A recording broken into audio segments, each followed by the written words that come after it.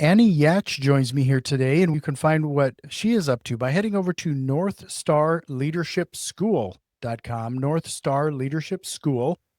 That's going to be a clickable link in the show notes. We're going to be talking about how you are likely getting in your own way when it comes to building your business and getting to that next level. So, really appreciate your time here, Annie. Well, thanks for having me. I'm happy to be here and provide some value to the people that are listening. So, we talk a lot about real estate investing, and then unfortunately, I don't feel like I get to spend a lot of time talking about mindset.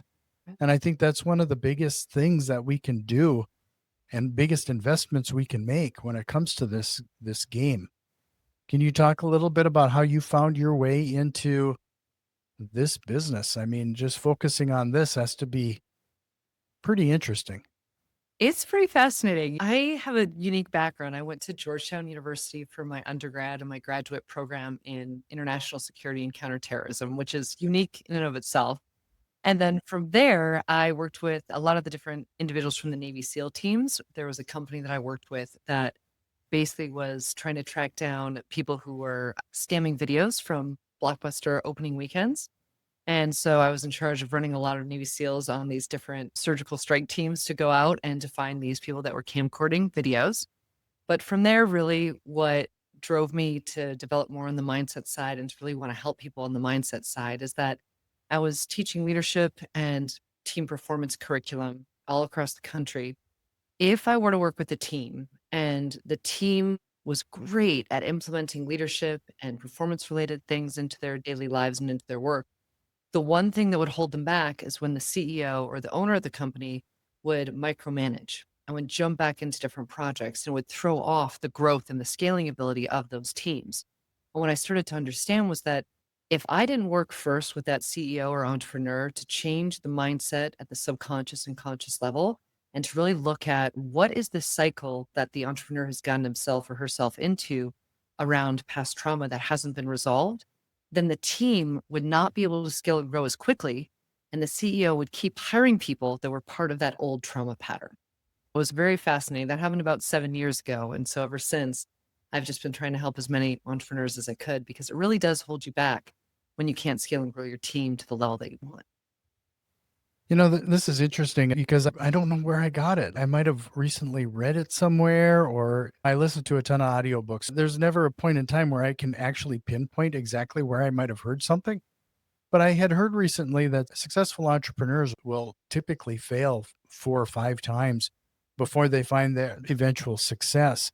But with all of that failure, there has to be some trauma that comes with it.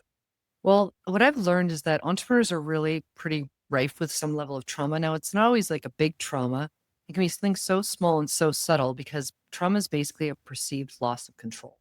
If you think back in our lifetimes, even when we're young kids, there are so many moments, even when our parents were to say, put us in our room for a timeout, that might be a perceived loss of control on our end. We might create a story around it. And that might drive us to try to either prove somebody right, prove somebody wrong, to use anger as fuel for something. So it's just interesting for me to watch how something so small and so slight that happened to somebody at a young age can actually push them into becoming an entrepreneur who loves going after chaos, loves managing massive problems that show up. And a lot of that is from having to manage the environment so much as a younger person. Do you see some particular patterns associated with this? Like, is there a certain, you know, being the age I am, is there particular traumas that you continue to see over and over again? Well, I would say that if you were to look at the buckets of different traumas, there are probably three general large buckets of trauma and what trauma causes. The first is that you're going to disassociate or disconnect from yourself in some way. The second is that you're going to disassociate or disconnect from others. And the last one is that we tend to disconnect from something higher, some higher power or our connection to source or God or whatever we want to call it. Most traumas fall into one of those three categories. But once you get within the actual trauma itself, it can be very complex. Okay. Well, this type of work obviously means that you have to be very honest with yourself and have some self-reflection. Let's say somebody was thinking, trying to get into dealing with some of this. Where do you typically start? So where I typically start, because most entrepreneurs, right, we don't like the word trauma. We don't want to think of ourselves as traumatized, right? We want to be these badass entrepreneurs who are getting things done, going after huge impact in the community. And so what I always talk about is I talk about our superpower, because what I've found over the years is that one of our greatest superpowers is tied to our greatest kryptonite. And usually that kryptonite is one of the most painful or lowest points in our life. And so when I jump on a call with an entrepreneur, normally the first call that we have together is we're looking at the highest point of an entrepreneur's life and the lowest point of an entrepreneur's life to look at the patterns between those two experiences that create a cycle of action and behavior. And so I like to start there because nobody ever doesn't want to do work on their superpower, right? All of us are like, well, what's my superpower? What's my genius? What do I need to know more about myself so I can take my strengths to the next level? So I'm really hyper focused on the superpower piece first. And in order to know what that is, you have to dial in, well, what's this unresolved piece of potentially trauma here that you might not be able to see? Well, is there like a story or something that you can share to kind of give us a illustration of what you might be talking about? Sure. So when he was young, his dad died when he was 15. And at 15, his dad had only ever made a certain amount of money. And so as this guy went into entrepreneurship, he was always going after that amount of money that his dad had made, right? Because he's like, if I can get past that level, then I've really made it. I can make my dad proud. And so he spent a lot of time going after a certain level of money. And we'll just call it 2 million for the moment. So he was going after this level of money, but every time he'd get close to making 2 million or more, he'd get horribly sick and end up in the hospital. And when he came to me, he's like, I don't know why this keeps happening. Every time I go to make 2 million or break through 2 million, I'm ending up deathly ill in the hospital. Well, we found out that he had linked these two things in his brain, that if he made $2 million, he would die, like his dad had died. And so subconsciously, even though you would never want to die when you make that amount of money, his brain was pushing him into that fear that he had from when he was a little kid. And so we did a bunch of work on how do we resolve this? How do we unravel this? And as soon as we identified the root cause of it, he was able to break through that revenue barrier and ended up taking his company public, right? So huge shift that he couldn't have done before just because the subconscious brain, those 11 million data points, were holding him back. You know, that's an interesting example because one of those things that I think we typically do is our income is a great measure on some of this because you make a certain amount. Most people won't drop down again. We're typically trying to tick up and we're ticking up and ticking up. But what's there to say that we couldn't double or triple or make those leaps a lot bigger than we allow 100%. ourselves to? Very true. And that's really what I've seen as the pattern for most of the entrepreneurs I've worked with is that whatever is holding them back in the subconscious is actually directly impacting the amount of revenue and success they create in their lives. And a lot of people have different levels of success, right? I've worked with people that are making 2 million, making 8 million, making 10 million, making 15 million, all the ways up to a $1.2 billion company, right? And across the entire distance of all of those different revenue ceilings, you will have people get stuck at different places because of the subconscious and what they believe to be true. Okay. So, what strategies do you recommend for somebody to try to break through some of this? Well, that first strategy is the one that I mentioned at the very beginning, right? We have to identify the lowest point and the highest point and either to look for those patterns. Once you have the pattern identified, then you put into place an action plan to help the person interrupt that pattern so that they're no longer doing the same thing they've always done. So I had a woman the other day who I did some work with, and she was getting stuck because whenever she wasn't presenting in front of people, she felt like her company wasn't making enough money. It wasn't doing well. She felt like she was stagnating. But when she'd get in front of people, she'd present, she'd make a lot of money, she'd impact tons of people. And she was like, why can't I maintain this? Why can't I maintain this level of momentum? When we looked into her past, we realized it's because she had tied something from her mother and the way her mother criticized her into so what we were ended up doing with her is we put together an action plan to break down the way her mother used to speak to her, which was still running in her subconscious. And we shifted that subconsciously and consciously so that now she would have a complete different focal point for her actions every day. So that's like something small that I could talk to. But sometimes it's as simple as, people just need to interrupt the bigger pattern. We had one gentleman who consistently would make the same $9 million mistake because he was so in his ego and he was trying to prove himself to everybody around him that he would sign up for deals without doing due diligence. So over and over again, probably for 10 years, he would do deals without doing the due diligence, put himself in deeper and deeper debt, and then he'd make the money back again.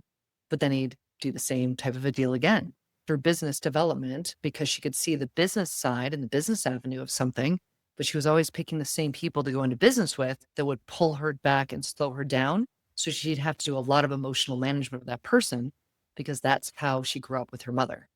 So there are a lot of things like that, that if you can start to identify them, you can redirect the person's mind to focus on, okay, well, what if I don't have to listen to the story that I've been creating my whole life? What if I can change the narrative? And that is one of the biggest pieces. How do we interrupt the pattern? One of the questions I was going to ask you too is that, we fall victim. I talk to a lot of distress sellers. Sure. I talk to a lot of distressed sellers, and one of the things that I notice is that I'm talking to a lot of people that are reacting out of fear or, uh, reacting because of some sort of pain point, right? But I think as real estate investors who are dealing with this type of thing all the day, we don't realize we do it typically too, that we're That's acting out of fear or apprehension. What are your thoughts on that? Well, I've actually had a lot of real estate investors as clients over the years. So, probably for the last 15 years, I've worked with more real estate investors than any other industry, although I've worked with quite a few different industries. What I found is that when real estate investors end up in fear, they're taking negative actions and they're feeling negative emotions, and they can't necessarily manage or control that. So, then they'll make decisions in business that are from that fear place without even knowing they're there. So what I do when I work with a lot of the real estate gentlemen and women that I work with is we work on calming their nervous system first. Because if you can calm the nervous system and calm that reactivity, then the person can actually go out and see more opportunity instead of just reacting to the fires that they're so used to putting out. So all the real estate people I've ever worked with, there is a lot of fear there because it usually comes from a background of, and I'm not saying this happens for every real estate person, but there are a lot of men who had single moms who have gone into real estate, and they had single moms who didn't have a lot of money. And so not only do they sometimes marry someone who is similar to their mom, but they will also go into business with people that they have to save or they have to fix or they have to help, even though it's at a detriment to themselves. So that is one of the trends I've seen in that real estate space. Now, it's not everybody, because some real estate gentlemen will have hypercritical fathers. But I would say the bigger pattern for sure is a real estate man coming from a background of scarcity where he had a single mom that he was working to protect and take care of. One of those things that I think everybody experiences is that you're trying to make a better path for your kids, and then you're dealing with this stuff. How do we, as parents, try to ensure that we're not passing our trauma on to our kids? Well, that's a hard question because for most of us, if we do have trauma, just being able to identify it, be self aware about it, and to do the work on it will make it so that our kids don't see us in the same patterns and then subconsciously accept those same patterns. They would become almost conditioned like we were to overperform, to overdo, to be constantly trying to achieve, right? And we didn't want that because we knew how much that had taken away from us as kids. And so we really focused on how do we help these kids understand that even though they can do good things and help other people, they still have to really unconditionally know themselves and love themselves. And I know sometimes this sounds a little bit woo woo, but we work a lot on their leadership because, again, right? If you know how to lead and you know how to work with people as a team, if you know how to communicate very effectively, then as a child, you can start to build teams around you to make you more effective. And so we had a whole leadership program that was in, I think it was in probably 40 different schools across the Midwest and impacting 60,000 kids to help them take their leadership to a new level rather than working on bullying, because that was one of the things that a lot of the schools were focused on. They were focused on bullying instead of developing leadership. And so that's what we're constantly working on. How do we develop our own leadership? How are we aware and forgiving ourselves for the mistakes that we make with regards to our own behavior? And then how do we make sure that we teach those same techniques, those same leadership skills to our children? And just to remind everybody, head over to northstarleadershipschool.com, northstarleadershipschool.com. That's going to be a clickable link in the show notes. Let's dive into the building teams then, because Now we're talking about a paradigm where you have the owner who's likely dealing with some trauma. You probably have some employees that are dealing with trauma, and we need to make sure that we're collaborating. Yes. So I've been hired by a lot of companies to come in and to run that superpower exercise with all members of their executive team, or even sometimes all members of their main team, so that they can discover what is holding each person back individually and what do we need to rewire or change in their behavior to make them a higher functioning or higher performing member of their team. So that's one of my favorite things to do because you end up discovering that it's not just, an issue around delegation, or it's not just an issue around giving or receiving feedback or around planning. It's actually something very customized to the person. And if you can change their behavior, then you end up improving the entire team's performance because then there isn't that level of toxicity that people are experiencing from the other person or reactivity. When we first hit record, you talked about people that might even micromanage their teams Hmm. because maybe they feel like they've lost some control. I remember a fella whose business wasn't doing the best. And every time I came into his office, he was rearranging and reorganizing his office over and over. And it was like I got the sense that that's what he was trying to do was micromanage something so he felt like he was in control of something. Would that be fair to say? That is 100% fair to say. Yes. And you'll see in people's behavior all the time if they're stuck in a loop pattern in their own brain. So that, for example, would have been somebody who was stuck in a loop around something. It could have even been when he was a little kid, he might have done that or cleaned or organized to make him feel like he had more control in front of two fighting parents, right? We don't know necessarily what that thing is from when they were between 7 and 10 years of age that created that subconscious story. But when I watch people, I can see in their behavior, or sometimes it even shows up in like a facial tic where you'll notice, oh my gosh, there's a trauma tic that's happening in their facial features because their body is so used to reacting in a certain way. We talk about different, as entrepreneurs, you're failing a number of times until you find your path. But one of those things that, you get into this analysis paralysis where you're afraid to try that next thing and Mhm. you analyze the heck out of it in hopes you can cover all your bases. But because of it, you're not moving. Correct. What can you do to get beyond that, past that? So what I've found is that people never overanalyze from a positive place. It's always a negative overanalysis, right? And so the very first thing I have somebody do if they're caught in that, because so many people do get caught in that, is I say, okay, you've been overanalyzing from a negative place. Now I want you to take this same topic, but I want you to overanalyze from a place of what do I want to be true instead? And if you overanalyze from that place, you can actually come up with so much more possibility and you get yourself out of that. If we shift the overanalysis from being negative into a much more positive with the question of what do I want to be true instead here, you can actually get yourself out of that mental block very quickly. But most people just don't know that. And we end up in that death spiral of all the negativity. So you used to work in counterterrorism. I know it's And sort I of, think I'd be doing a disservice if we don't talk a little bit about that. well, I think for me, the thing that was most interesting about that whole past of mine is the fact that you end up working with some extremely high level performers. Working with Navy SEALs really helped me to identify that there is an elite mindset that those high level operators have.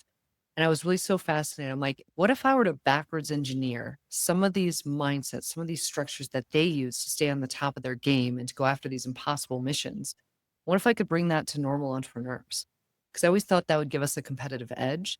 And so, from that experience of getting to know that mindset and that way of thinking, a lot of the tools that I now use actually come from my experience working with those high level gentlemen.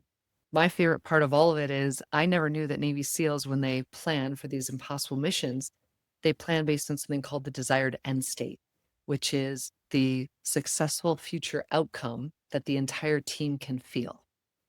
And now, if you were to say to me, well, Navy SEALs are planning based on an emotional feeling, I would have laughed originally and been like, that can't be true. But they go after this desired end state in their planning because it allows you to get everybody around you very motivated, very intentional, very focused. I'm like, wow, what if we could take that concept and bring it to companies? So, you know how we have mission and we have values and things like that. Very rarely does a whole team come together, like a whole business team come together and create that as a group. Usually it's something that the owner or the founder comes up with on his or her own and then tries to distribute across the company. Well, what I love about the way the SEAL teams do it is that they get everybody from the lowest person on the totem pole who's just been hired all the way up to the top person. And they talk about what do we want this vision or this desired end state to look and feel like? And they allow everybody to weigh in, which builds so much more camaraderie and coordination of action as a team. So that was my favorite part of being in that world was having the chance to really dig into the minds of these men and figure out what makes them so elite, what makes them such high level performers. Honestly, I just wanted to bring it to all of us normal people because I'm like, well, if they can do it, maybe we can do it too. And maybe it would shift the game for us in business.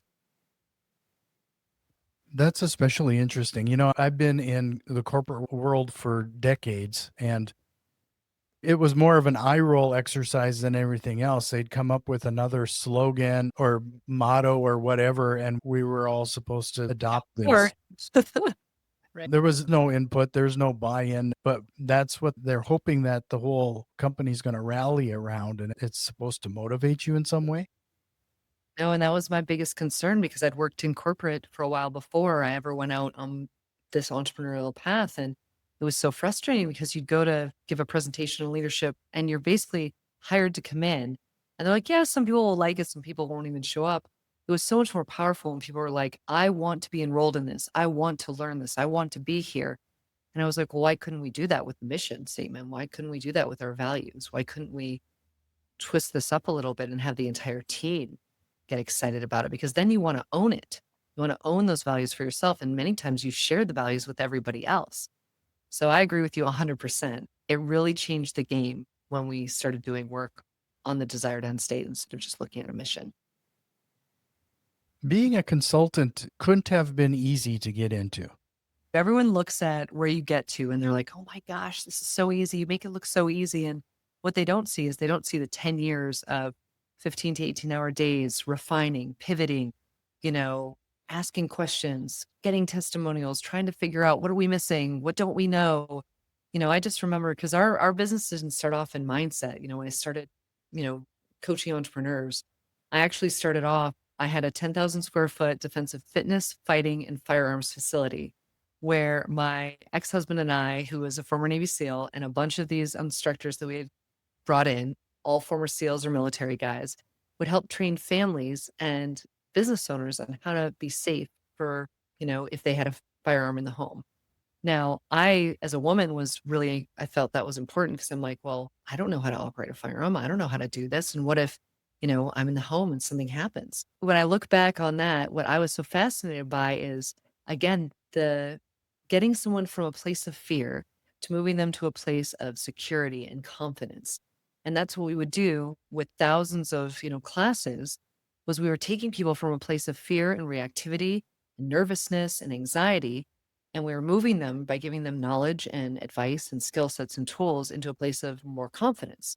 So it all started back in that defensive fitness and fighting facility, but it was still a discussion around behavior change. How do we change behavior? How do we get someone to move from fear into a place of more confidence so that they can impact the world in a greater way? So it sounds like it was a little bit strange starting there. And we went from there to a curriculum for kids and leadership. And then it just so happened that a gentleman whose son was going through one of the leadership programs, we had a session on honor for fifth graders. And we had this man, he was the head of 3M, who had seen this homework come through with his fifth grader. And he calls us and he's like, this is the best thing I've ever seen on honor. How can I get you guys to come in and teach this to my executive team? And then that's where the leadership programming started. And it was only through doing the leadership programming for many years when we discovered that you can teach a team all day long how to be great leaders or how to perform. If you haven't worked with that CEO or that entrepreneur to rewire some of their brain chemistry, then you sure as heck are not going to get as much out of the team in the long run. So it was probably a 15-year experience going from one business to the next and building on the skill sets, building on the lessons, building on the learning around neurochemistry before we could ever do something that was this powerful. Well, it sounds like you've been able to adapt and change your business approach pretty quickly on a few things, but you are likely what have you had to work on yourself in order to continue to scale and have a successful business? Oh my goodness. Well, the biggest one I would tell you, because I find that this hits almost everybody really hard, is getting out of scarcity around money, right? Because when you start as an entrepreneur, you're just like, oh, I got to get the deal, or I got to get the money coming in through the door. And you get such a hyper focus on how am I going to make more money? How am I going to make this happen? And what I had to really shift early on in my career was it's not my money. Money is sort of a frequency. It is, I know this sounds strange, maybe a little woo woo, but it's sort of similar to like energy, right? So I used to think about money as something that was so specific. And I started looking at it as it's not really my money. It's money that's moving through the world. And if I can give money to others and others can give money back to me, then we're moving in this cycle around money that's much more positive. Early on in my career, I think we were stuck at like something like 30,000 or 40,000 a month and what we were able to bring in, even though the facility was generating like 1.5, 1.6 million a year. But we were stuck and we're like, God, how do we change this? How do we make this better? I read this book. I was able to go from 30 or 40K a month upwards to 185K in about a couple of months just because I had completely changed the way I was thinking and feeling about money. So that scarcity piece was one of the biggest pieces of work I ever did. And I wake up every day and I say to myself, if I had $5 million in the bank, what different decisions would I make today that would be different than if I was in a place where I didn't have that money in the account? And that really does change what decisions you make, what actions you take, what your behavior is. So even having those slight reframes can really shift the paradigm in the mind and allow you to see more possibility in the world. Really call that out because it's almost part of a sales routine to a certain extent. And I don't want to get into it too far, but when you were first starting off doing any kind of talking to distressed sellers or what have you, that need for that deal typically will drive the other person away. It becomes repulsive. It's As soon as distress. you come into the mindset that I don't need this, I can take it or leave it, you end up with more. And also, I think you end up with more if you go into those conversations looking to connect with the person and be like, I'm just here for connection.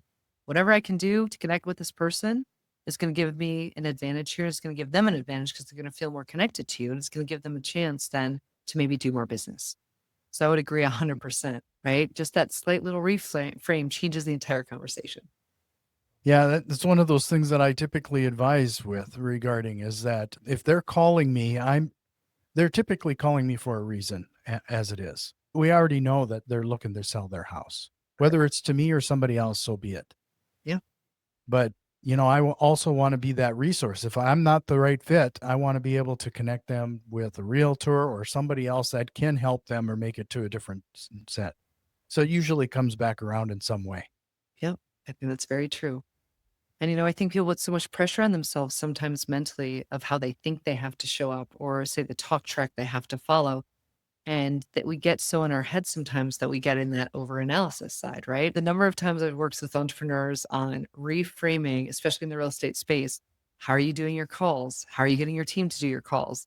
How are you making sure that you're leading from a place of clearly discussing your expectations, right? Even in the hiring and firing process, there's a lot that can happen there if you're not careful. And most entrepreneurs I find get caught in this concept that what they think is common sense should be common sense to everybody else.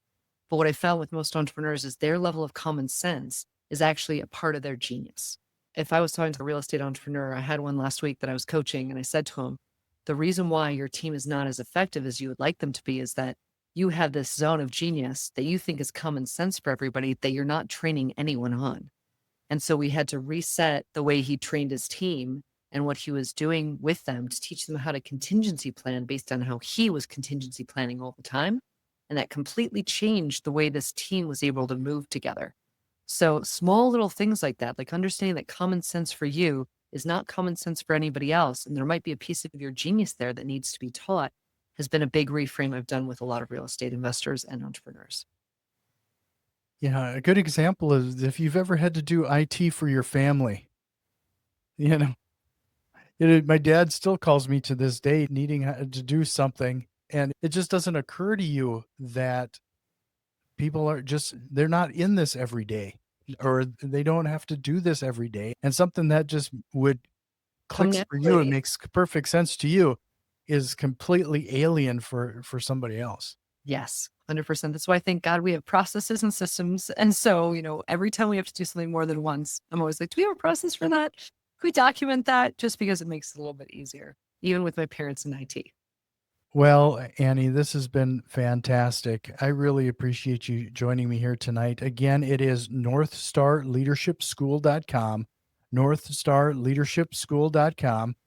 Before we jump into the rapid fire and close out this episode, is there a question or concept you wished we would have hit on today?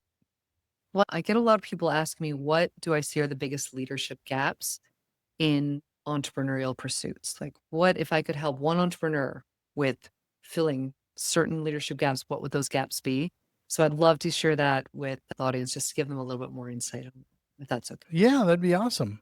Okay, awesome. Well, what I've found over the past 15 years of doing this is that there are usually three main leadership gaps that happen.